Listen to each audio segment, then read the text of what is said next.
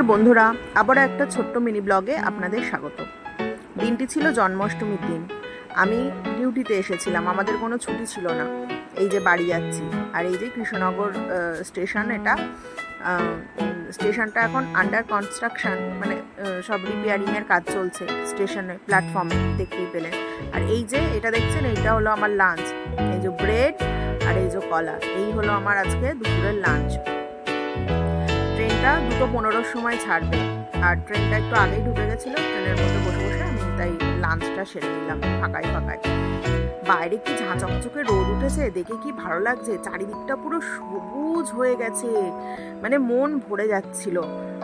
তবে আপনাদের বিরুদ্ধে আমার একটা অভিযোগ আছে। আপনারা দেখছেন ঠিকই, কিন্তু কেউ লাইকও করছেন না, সাবস্ক্রাইব তো করছেনই না, আবার কমেন্টও করছেন না। এইগুলোর জন্য কিন্তু পয়সা লাগে না। হ্যাঁ, একটা লাইক, একটা সাবস্ক্রাইব আর একটু কমেন্ট করলে আমার ভীষণ ভালো লাগবে। আপনাদের সঙ্গে আরও একান্ত হতে পারবো আমি। আপনাদের সঙ্গে তো আর সামনাসামনি দেখা হয় না, এর থ্রুতেই আমার কথা বলা হবে। যাই হোক, এই সুন্দর ভিউ দেখতে দেখতে চলে এসেছিলাম বাড়িতে এসে একটু রেস্ট নিয়ে বিকালবেলা বেরিয়েছিলাম একটু প্যান্টালুন্সে। বুঝতেই পাচ্ছেন, ফেস্টিভ সিজন চলছে, সামনে দুর্গাপুজো, একটু কেনাকাটা। এই জন্য প্যান্টালুন্স থেকে কী কী কেনা হয়েছে সেটা আমি পরের ব্লগে কোনো একটা ভিডিওতে দেখাবো। শুধু প্যান্টালুন্স না, বাজার কলকাতা, এম বাজার। যাই হোক, আজকের মতো এইটুকু।